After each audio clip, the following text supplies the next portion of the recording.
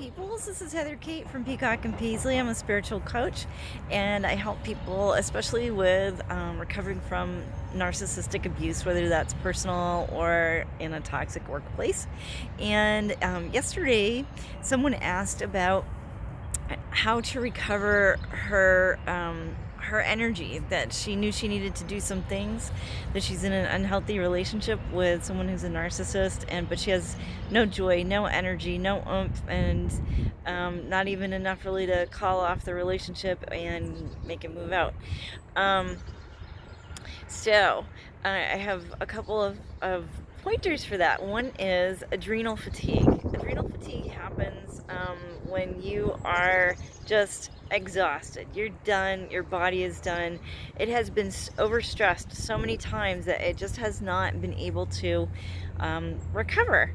It doesn't have the time. Your body will heal itself. It just needs time and resources and toxins removed. So in our lives, that can mean food or drink or unhealthy air, but also unhealthy relationships. So if you're constantly stressed, if you're literally afraid for your life on a daily basis, this wears your body out. So then you don't have spiritual energy, because we're metaphysical beings. That means we're physical and we're spiritual and we're mental and we're emotional, and all of those things work together, and they all need help when you've been in an abusive relationship for long enough. So there are a couple of things that you can do. One is get out of that relationship.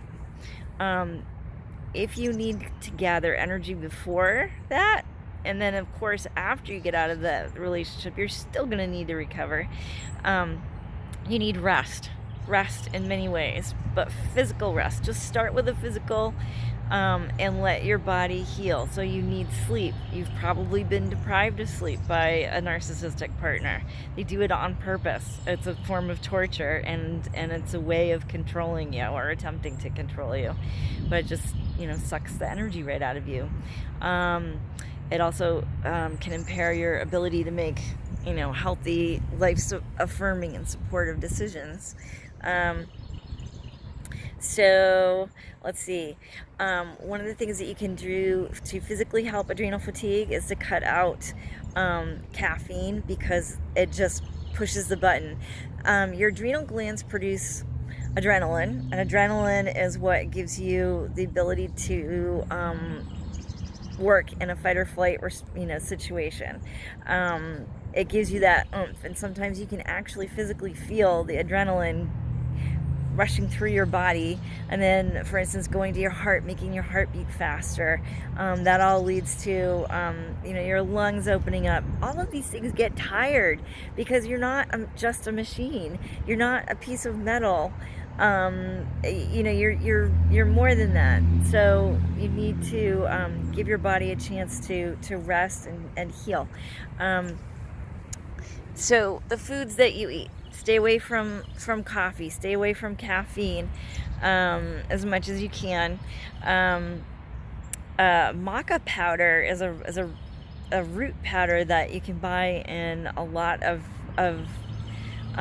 even big box stores, like some Walmarts carry them, and carry it. It's in the nutritional supplements area, usually supermarkets, Walmart. I'm not sure if I've ever seen it in Target, but certainly at a health food store, and you can order it from via Amazon.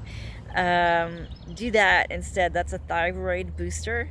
The other thing that happens when you're exhausted from all of this anger and grief, especially grief, and then especially if you've been in a narcissistic relationship, you have not had the opportunity to speak your piece. You cannot speak your mind. You can't say how you feel. That actually closes up the energy center in your throat, and that dampens down your thyroid. So that's another factor for why you don't have energy. It's not crazy. You're not missing something. You didn't not receive the memo. This is having a tremendous impact on you. So even if you've gotten out you still need to recover, if you're still in, this is something that you should consider, because it's it's killing you. And you have to have your adrenal glands working. You have to have your thyroid working. All of these things have to work together in order for you to be living. Um, so if you go to my website, www.peacockandpaisley.com, search for something called mudras, and that's mudras, and then also I'll put a link down in down below in the info area, and it will give you some information on hand yoga. Hand yoga is just as simple as this. If you've seen, like, that's a mudra. Well, and in the United States we consider to be an okay sign. Other countries it's something else. That's a mudra. It's hand yoga, and it works along the lines of acupuncture and reflexology, and all over body yoga to help your body recover. And there are mudras that you can do for your adrenal glands, for your thyroid, for your energy, and then all of these things tied together. And one of the ways in which they're connected is that they all interface both physically and also with your energy system. So you need you need all these things working together to give you a strong, energetic protection bubble. Sounds weird. If you've never heard of this before, it sounds off the wall. I know, but we basically walk around with, if you're healthy, energetically healthy, spiritually healthy, with an energy bubble, or it's kind of like an egg shape around you. Some people can see what they call auras, and they can see different colors around people, and lucky them. That's a really beautiful skill to have, because you can tell if somebody is a bad person. You can literally see the colors. You can tell if somebody's sick and where they're sick. You can tell if they're in a bad mood, or if they're grieving, even if they have a smile on their face. It's but you don't have to be able to see that to feel it and know it. If your energy is down and you feel like somebody's still controlling you, even if they're not physically holding you in place, then your energy has been spiritually affected. So you've got to work on that. That's the kind of stuff that I help people with.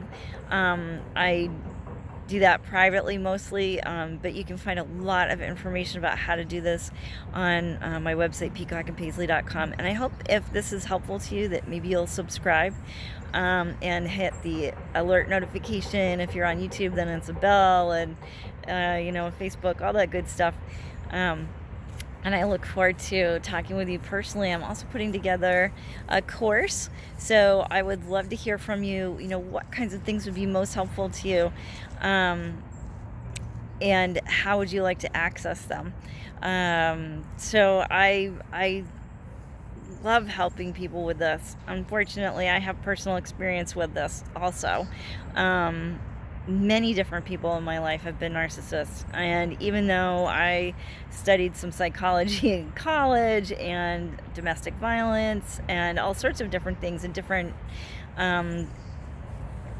through different resources, I did not understand about pathological narcissism. I thought narcissism was at worst somebody who was a little over obsessed with their appearance, and you just avoid them. Narcissism, if you're new to this, is so much more profoundly damaging, and can be very difficult to get away from. And then even after you're physically away, it can still be incredibly difficult to recover. So don't feel bad. I'm glad you found this video, and I'm glad you found me. And if you'd like to work with me, I would be happy to talk with you and see if we're a good fit. So foods that you can eat that can help with your adrenal glands and with your thyroid. For a little while, stay away from like broccoli and cauliflower that are raw. because they dampen down your thyroid activity. Stay away from soy. If you're in the United States, just don't eat any soy here. It's all contaminated. But if you happen to be overseas and you have access to good, miso soup, that can actually be really, really healing. Depending on what your body will tolerate, some of the mushrooms are really good.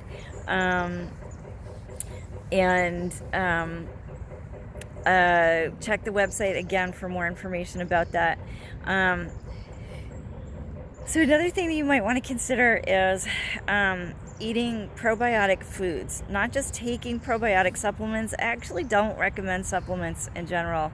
I like to control my food as much as possible. Even the tiniest amounts of something toxic are bad for you. Supplements, you have to consider what the casing is made out of, what the fillers are made out of, and they're not always, they're usually not good for you. So I also have more information about that on the website, and especially about if you're thinking about or trying to go grain-free, legume-free. I have a lot of information about that because that's something that actually is one of my food allergy areas, and I didn't figure that one out either for until my mid-40s or something like that. And then it had a profoundly positive experience for me, and it let my energy levels soar in a really good, clean, clear way. And so if that's something that might be helpful for you, then that will help to raise your energy levels also. It is a stressful thing being in an abusive relationship, and I fully applaud you for doing the work to heal yourself. If you're still in an unhealthy relationship, I suggest that you go about this quietly and carefully and don't make any big deal out of it. Just do what you need to do for yourself. If it's a violent relationship, then you need to do this extremely quietly and don't make any reference to anything. If you are in a relationship where the person is less volatile but still emotionally abusive, they will eventually notice, but by then hopefully you'll start picking up your energy. But stay tuned for more videos about how to keep yourself healthy and regain your energy and your independence, your spiritual well-being. Cheers, folks.